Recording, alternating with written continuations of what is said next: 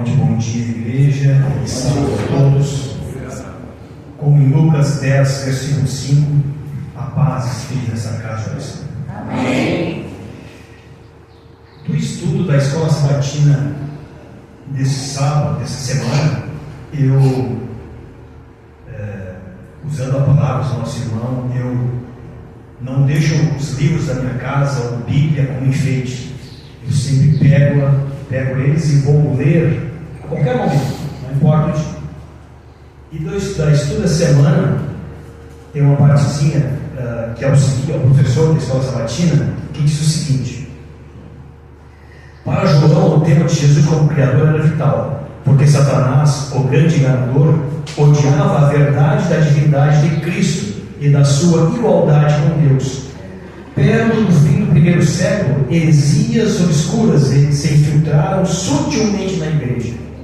Os hereges gnósticos questionaram a realidade da divindade de Jesus, espalhando dúvida sobre sua encarnação. E aí, eu lendo isso, eu disse: Ellen White escreveu muito sobre isso. E eu vou levar para a igreja a palavra de Ellen White sobre, desde a história dos hebreus da Babilônia até os dias atuais. Eu pesquisei e lá estava. E o título era O Povo que Deveria Dar Boas-Vindas. É um estudo maravilhoso que peço a vocês que se concentrem, que vocês vão entender toda essa história vindo para e passo desde os hebreus. Ellen White escreve de forma maravilhosa. E não adianta eu ter o livro dela guardado em casa e não trazer para a igreja. Não adianta eu ter lá ele na prateleira e ler e deixar o esquecimento. Eu tenho que dividir com as pessoas que estão ao meu entorno. Se eu não fizer isso, não adianta nada. Eu tenho livro tal e tal. Não adianta guardar. Não adianta. Ou eu trago, ou eu levo para as pessoas, ou apenas é um enfeite. É verdade? Então vamos lá. Se o Espírito Santo está nesse momento, nós vamos orar a Ele e a Jesus para que interceda nesse momento. Por favor, feche os olhos. Ó Deus Todo-Poderoso e Pai, te pedimos encarecidamente nesse momento que a concentração de cada pessoa que está nessa igreja que seja enorme, grande e perfeita, para que possamos entender essas belas palavras que Ellen White escreveu, baseada piamente na palavra de Deus. Somente ela, com seu dom espiritual, com a palavra de Deus, poderia trazer até nós, para que nós lêssemos, entendêssemos e divulgássemos às pessoas que nos cercam. Que o Espírito Santo nos dê o discernimento para compreender e levar às pessoas o que compreendemos aqui nesse momento. Em nome de Jesus, amém. Bem, ela começa assim: por mais de 1000 anos, o povo judeu tinha esperado pela vinda do Salvador. Mas quando ele veio, eles não o conheceram. Não viram nele qualquer beleza que o pudesse atrair.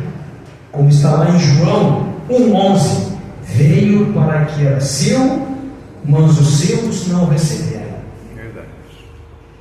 Deus tinha escolhido Israel para preservar os símbolos e profecias que apontavam para o Salvador e para ser a fonte da salvação deste mundo. O povo hebreu deveria revelar a Deus entre as nações. No chamado de Abraão, o Senhor tinha dito, como está lá em Gênesis 12, versículo 3: por meio de você, todos os povos da terra serão abençoados.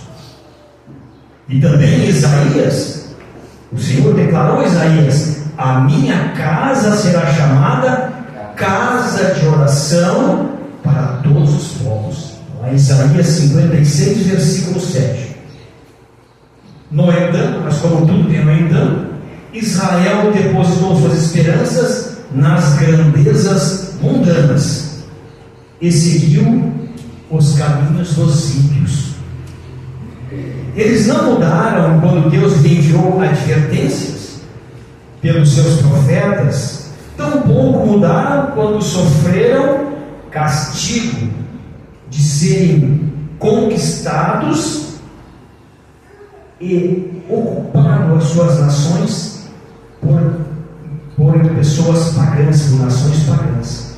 Cada reforma que era feita era seguida de apostasia mais profunda. E assim Israel caminhava. Se Israel tivesse sido leal a Deus, ele o colocaria em uma posição de glória, de fama e honra, muito acima de todas as nações que ele fez. Quando os povos ouvirem todos esses decretos, dirão: de fato, esta grande nação é povo sábio e inteligente. Esses versículos estão em Deuteronômio 26, versículo 19, e Deuteronômio 4, versículo 6. É Deus falando a Israel. Mas, porque eles foram desleais, Deus só pôde realizar seus planos de levar a palavra a todas as nações por meio de dificuldades e aflições. Foi assim que Israel levou a palavra. Eles foram levados para a Babilônia e espalhados pelas terras dos pagãos. Lá estavam os hebreus espalhados por toda a terra da Babilônia. Enquanto lamentavam a destruição do santo templo, espalhavam o conhecimento de Deus entre as nações. Vejam, o sofrimento do povo hebreu serviu para que Deus levasse a palavra para as outras nações, que não a conheciam. Como provar e ver, está esse rapaz aqui maravilhoso, que levou a palavra de Deus em situações, em vilarejos que nunca tinham visto falar da palavra de Deus. Os sistemas pagãos de sacrifícios eram uma perversão ao sistema apontado por Deus. Muitos aprenderam com os hebreus o significado dos sacrifícios do jeito que Deus os havia idealizados pela fé e compreenderam a promessa do Redentor. Muitos dos exilados, esses hebreus, perderam a vida por se recusarem a violar o sábado e a observar as festividades pagãs. Muitos perderam a vida. Quando idólatras se levantaram para esmagar a verdade, o Senhor colocou seus servos frente a frente com reis e governadores, para que ele e sua gente pudessem receber a luz. Hoje era a luz que estava sendo recebida pelas pessoas que estudaram a escola sabatina essa semana. Como o nosso irmão falou muito bem, era a luz de Deus abrindo a janela dos corações das pessoas. Amém.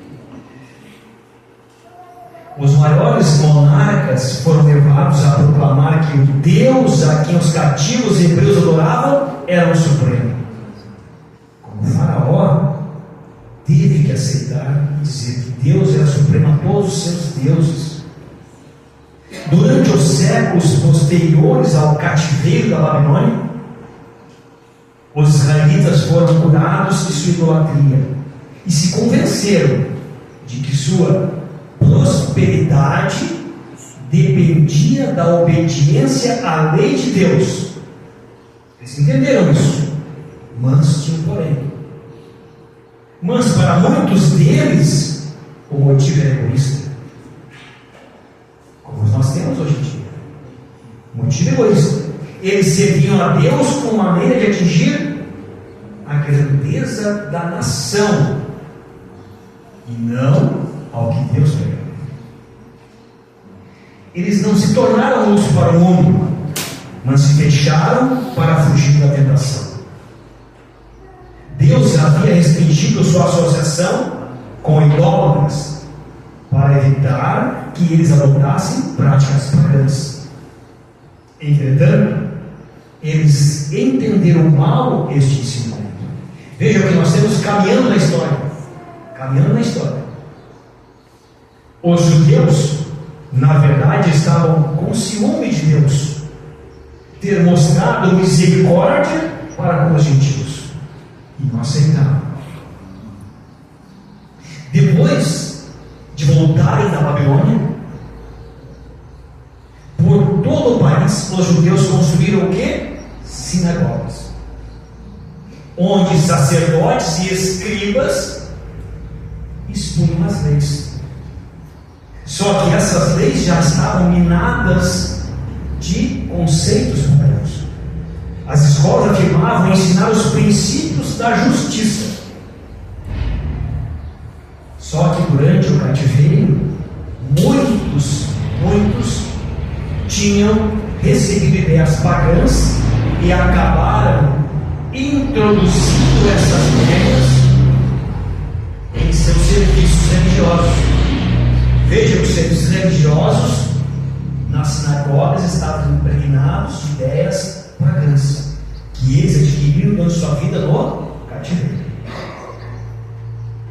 O próprio Cristo havia instituído o serviço ritual, que era um símbolo dele, repleto de vitalidade e de beleza espiritual.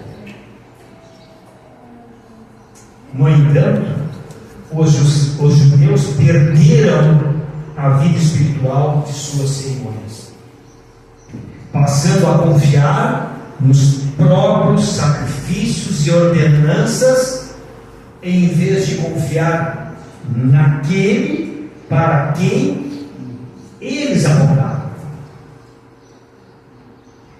Para substituir o que havia perdido, os sacerdotes e rabinos fizeram muitas exigências originadas deles próprios, porque eles estavam contaminados.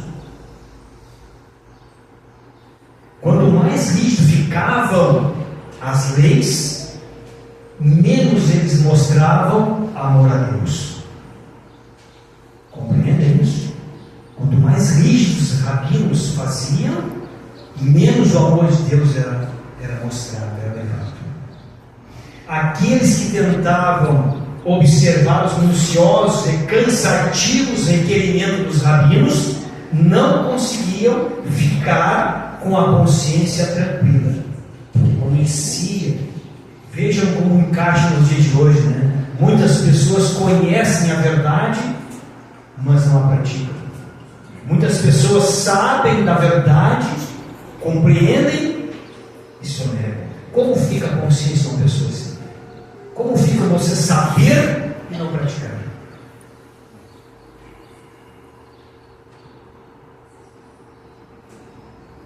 Desse jeito, Satanás trabalhava para desanimar o povo, para rebaixar suas ideias sobre o caráter de Deus e para gerar desprezo pela fé manifestada por Israel.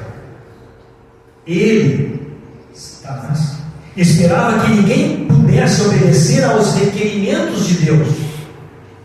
Neste mesmo Israel, Satanás declarou: não conseguirão guardar a lei. Os judeus não tinham um conceito verdadeiro da missão do Messias. Eles pensavam outra coisa. Eles não buscavam ser redimidos pelo pecado. O que queriam era ser libertos pelos romanos. É isso que eles queriam. Eles queriam um libertador. Eles estavam em busca pelo Messias que exaltaria Israel para que governasse o mundo. É isso que eles queriam. Isso preparou o caminho para que rejeitassem o Salvador. Percebem? Está o caminho pronto, montado para rejeitar Cristo. Estava entre eles. Jesus estava com eles. E eles o rejeitaram. Porque queriam o quê? Alguém que os libertasse dos romanos. Quando Cristo nasceu, olha a evolução. Estávamos lá na Babilônia, agora estamos em... Quando Cristo nasceu, a nação estava agitada, sob o domínio de governadores estrangeiros, e dilacerada por lutas internas. Neste cenário, Cristo nasceu. Os romanos indicavam e destituíam o sumo sacerdote, e com frequência homens maus garantiam cargos mediante suborno e até assassinatos. Esse é o ambiente que Jesus nasceu. Assim, o sacerdote, que deveria ser um homem santo da tribo de... Qual a tribo? Assim o sacerdote ficava cada vez mais corrompido. As pessoas viviam sob impiedosa exigência, e os romanos, além de tudo, lhe cobravam impostos altíssimos. E o povo estava nesse cenário mergulhado, e ali no meio deles, há 30 anos, circulava uma pessoa santa, um homem santo, um homem Deus. Como falamos hoje aqui, muito claro para o nosso irmão, um homem Deus encarnado, Deus em carne, puro, santo, no meio deles, e eles não o reconheceram. Insatisfação geral, cobiça, violência, desconfiança e apatia espiritual estavam consumindo o coração da nação. Essa frase que Ellen White escreveu lá em 1900, 1800 e um pouquinho, não se encaixa no dia de hoje? Olha só: insatisfação geral, cobiça, violência, desconfiança, apatia espiritual estavam consumindo o coração da nação. Como é que está no nosso país hoje? Não tem uma apatia espiritual enorme? Não tem uma violência em cada esquina?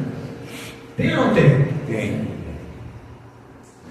Em sua escuridão e opressão, o povo anelava, ou seja, esperava por aquele que restauraria o rei de Israel. O rei de Israel. Eles haviam estudado as profecias. Estudavam as profecias, sabiam as profecias. Mas sem a percepção fundamental, que é a percepção espiritual do que as profecias traziam.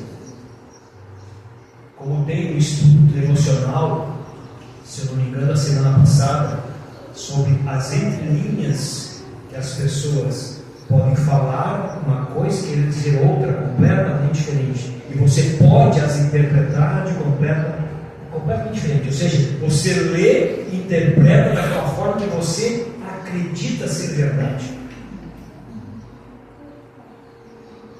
Eles interpretavam as profecias de acordo com o seu desejo egoísta. Quando Jesus revelou a seus discípulos, vejam, estamos agora, já Jesus adulto, revelando aos seus discípulos o destino de Jerusalém.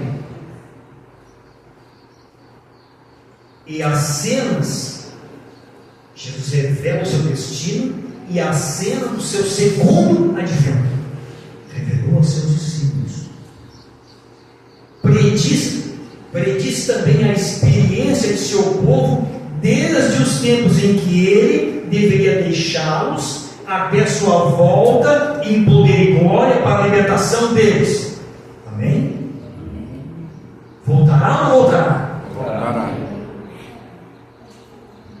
Do Monte das Oliveiras,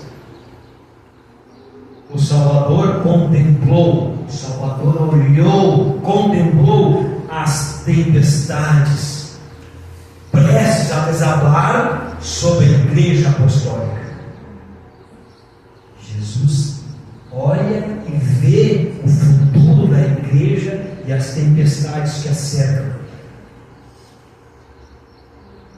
E avançando mais longe no tempo, Jesus no Monte das Oliveiras, seus olhos contemplaram as terríveis e devastadoras tormentas que desabariam sobre seus seguidores nos futuros séculos de trevas e perseguição. Depois, no final, vamos entrar naquela questão que o amor falou para nós sobre as duas facetas. Aonde estamos querendo buscar? As trevas ou a luz? em breves declarações de tremendo significado, Jesus predisse que os governadores deste mundo haveriam de impor a igreja de Deus. Os seguidores de Cristo deveriam trilhar a mesma estrada de humilhação, desprezo e sofrimento sobre o qual o seu mestre havia dado. Olha que frase forte que Cristo fala neste momento. Vou repetir: os seguidores de Cristo deveriam trilhar a mesma estrada de humilhação, desprezo e sofrimento sobre o qual o seu mestre havia trilhado. A inimizade que irrompera contra o Redentor do mundo se manifestaria contra todos os que crescem em seu nome. A história da igreja primitiva, veja bem, estamos agora na igreja primitiva. Estávamos lá em Babilônia, o nascimento de Cristo, Cristo com seus apóstolos, e agora a igreja primitiva. Olha a evolução do pensamento de Ellen White sobre esse contexto histórico verdadeiro. A história da igreja primitiva testificou do cumprimento da palavra do Salvador. Testificou. Por confirmar. Os poderes da terra e do inferno se arregimentaram contra Cristo, na pessoa de seus seguidores. O paganismo previa que, se o evangelho triunfasse, seus templos e altares desapareceriam. Assim, o paganismo convocou suas forças, todo o seu poder, para destruir o cristianismo. As chamas da destruição foram acesas. Os cristãos eram destituídos de suas posses e expulsos de suas casas. Suportaram grande luta e sofrimento, como está em Hebreus 10, versículo 32. Eles experimentaram escárnios e açoites e até cadeias e prisões, como está em Hebreus 11:36. Grande número deles selou seu testemunho com o próprio sangue.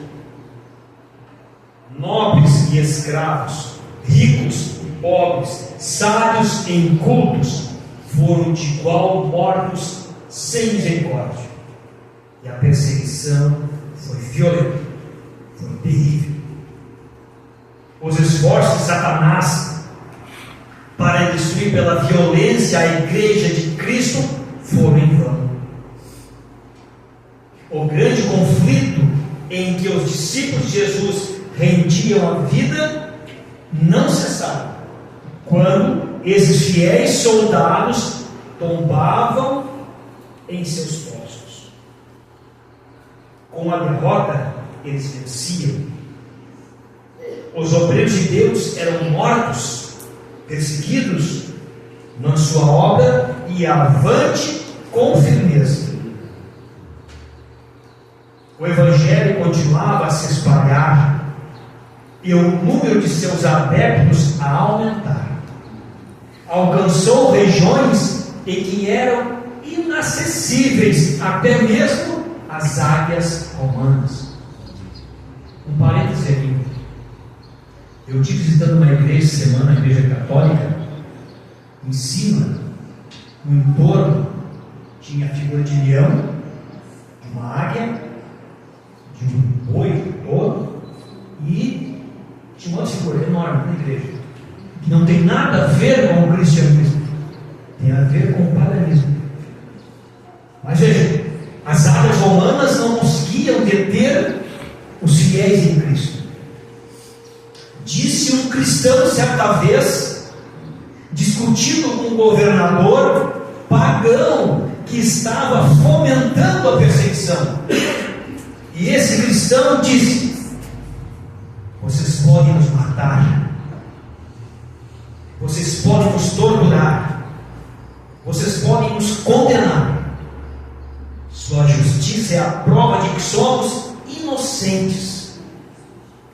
sua justiça é essa prova, nem mesmo sua crueldade servirá para alguma coisa.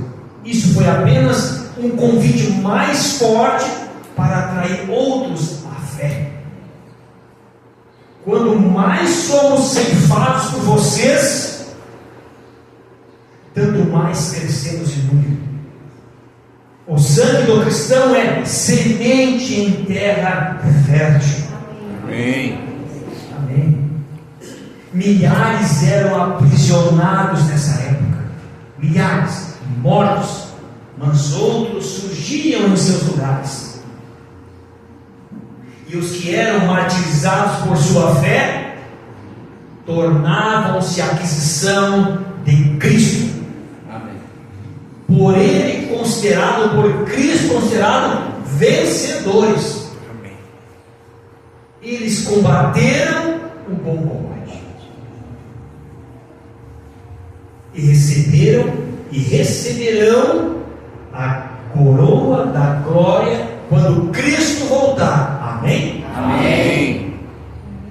Os sofrimentos que suportavam essas pessoas levavam os cristãos mais perto uns dos outros e de seu Redentor.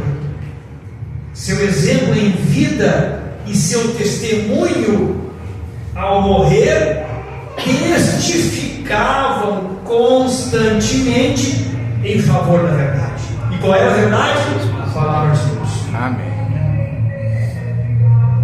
E onde menos se esperava, no sul de Satanás, vejam isso, e onde menos se esperavam, os sul de Satanás estavam deixando os serviços maléficos e trocando de bandeira para o lado dos cristãos. Isso é uma bênção. Satanás, então, ardiloso como sempre, desde o jardim do Éden, como falamos há pouco, Satanás reformulou seus planos para guerrear com mais êxito contra o governo de Deus, hasteando sua bandeira, Satanás, dentro da igreja cristã. Vejam que ele sai.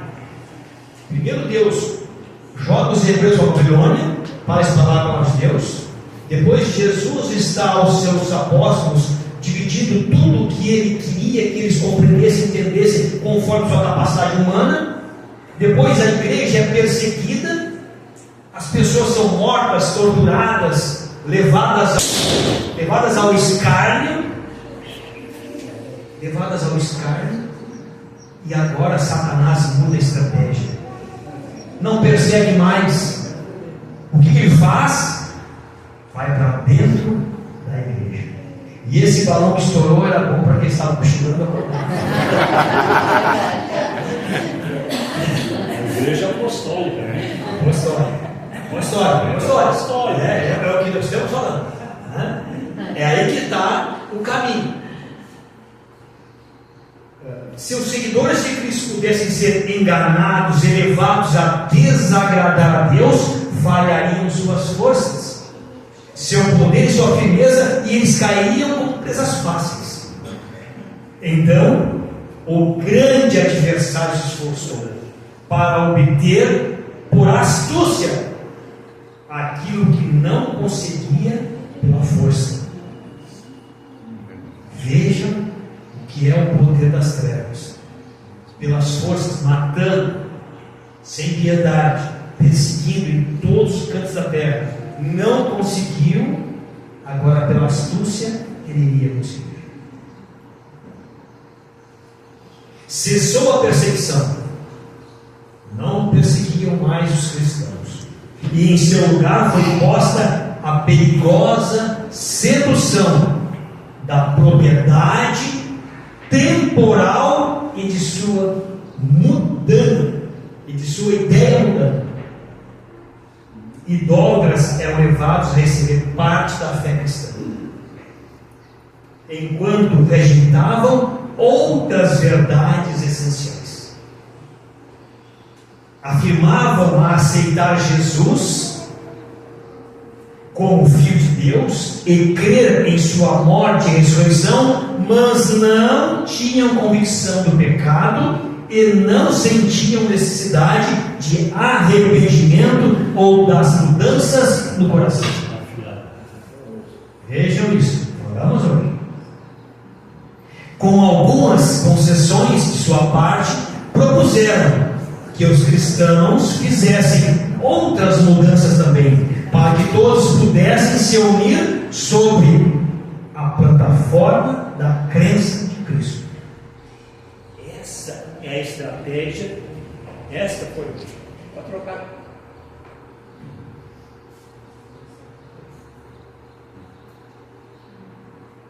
Oi? Alô? Essa foi a estratégia que Satanás usou. Saiu da perseguição de matar e se infiltrou dentro da igreja. Misturou doutrinas. Exatamente. Se nós pensarmos no contexto histórico, Roma sai de uma batalha em querer dominar o mundo pela força e vai dominar o mundo pela parte espiritual. A igreja então se encontrava em terrível perigo. Prisões, tortura, fogo e espada eram bênção em comparação com isso. Vejam essa frase, é forte pra caramba, que Ellen White escreve. Vejam bem: prisões, tortura, fogo e espada eram bênção em comparação com essa estratégia de Satanás. Alguns cristãos permaneceram firmes, declarando que não cederiam, e outros argumentavam que se cedessem ou modificassem algumas características de sua fé e se unissem com os que haviam aceitado parcialmente o cristianismo, isso poderia ser um meio para a conversão completa. Foi um tempo de angústia para os fiéis seguidores de Cristo. Sob a capa do suposto cristianismo, Satanás estava se introduzindo na igreja a fim de corromper a fé e desviar a mente da palavra verdadeira. Essa é a estratégia. A maioria dos cristãos finalmente consentiu em baixar a norma, formando-se uma união entre cristianismo e paganismo. Embora os adoradores de ídolos dissessem que estavam convertidos e unidos à igreja, apegavam-se ainda à idolatria, mudando apenas o objeto de culto pelas imagens de Jesus e mesmo de Maria dos Santos. O fermento nocivo da idolatria, assim trazido para a igreja, continuou a sua maléfica ação entre as pessoas. Doutrinas erradas, ritos supersticiosos e cerimônias idólatras foram incorporadas à sua fé e a seu culto. Entretanto, houve pessoas que foram desencaminhadas por esses enganos, mantinham-se ainda fiéis ao autor da verdade e adoravam somente a Deus na sua trindade, Pai, Filho e Espírito Santo.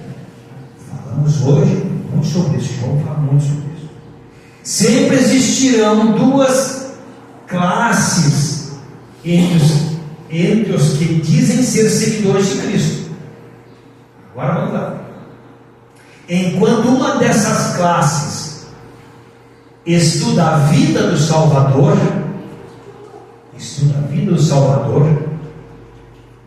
e fervorosamente procura corrigir seus defeitos e se adaptar ao modelo, a outra classe evita as claras práticas, de verdade que expõe seus erros, mesmo em suas melhores condições. A igreja não se compôs unicamente dos verdadeiros, puros e sinceros. E aí, para encerrar, vamos olhar novamente o estudo das escolas vai de semana. Lá no final do estudo desse guia do professor, diz assim: tal rebelião nos lembra do espanto de Deus perante seu povo pelas escolhas erradas, que não fazem sentido, pois esta palavra está bem perto de você, na sua boca, no seu coração, para que vocês a cumpram. Hoje tomo o céu e a terra por testemunha contra vocês, que lhes propus a vida e a morte, a bênção e a maldição. Escolha, pois a vida, para que vivam. Escolham a vida para que vivam vocês e seus descendentes. A rebelião contra a luz e a vida de Deus, ao escolher as trevas e a morte, nada mais é do que seguir o exemplo trágico de Lúcifer. Então, foi falado pelo Sérgio sobre o livre-arbítrio também. Então, nós temos a liberdade de escolher entre a luz que está retratada, como diz nosso irmão, na arte dessa semana, a luz de Deus, ou as trevas de Lúcifer. Nós temos o livre-arbítrio e nós temos a verdade ao nosso alcance. Só não segue a verdade quem não tem um coração puro. Somos pecadores? Somos. Erramos? Erramos. Mas temos o poder de escolher. Entretanto, nós sabemos, e quem sabe, quando errar o caminho, é muito mais terrível do que aquele que não sabe. Aquele que é inculto na palavra de Deus, quando, como Jesus foi crucificado, e um daqueles, Jesus falou: você está no céu comigo daqui a pouco.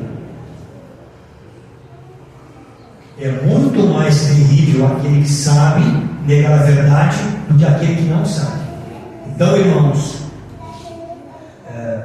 nós devemos seguir e ter a capacidade de levar a palavra de Deus às pessoas que estão ao nosso entorno. Amém. E assim for, nós teremos um caminho ao lado do grande Deus Todo-Poderoso, que é nosso Pai, Filho e Espírito Santo. Amém? Amém. Oh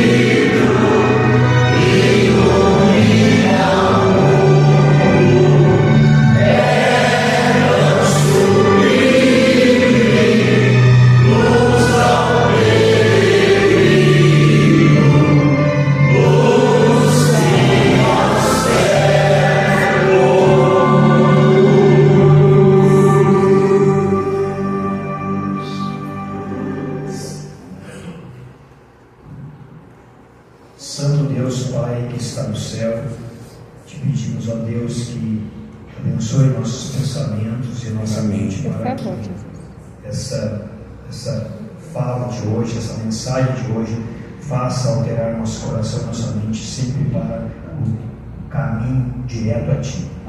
Esteja conosco, Senhor, nesse restante de sábado, nos impulsione para uma vida correta, reta aos Teus pés, e que estejamos, Senhor, cada vez mais perto de Ti. Ó Deus, te pedimos também que as pessoas que não puderam estar nesse culto, que na próxima quarta-feira, ou no sábado, ou no mesmo domingo, esteja na tua casa, perto de fé e adoração a Ti. Ó Deus Todo-Poderoso, nos limpa nossos lares e nos abençoe. Em nome de Deus Pai, Deus Filho e Deus Espírito Santo. Amém. Amém.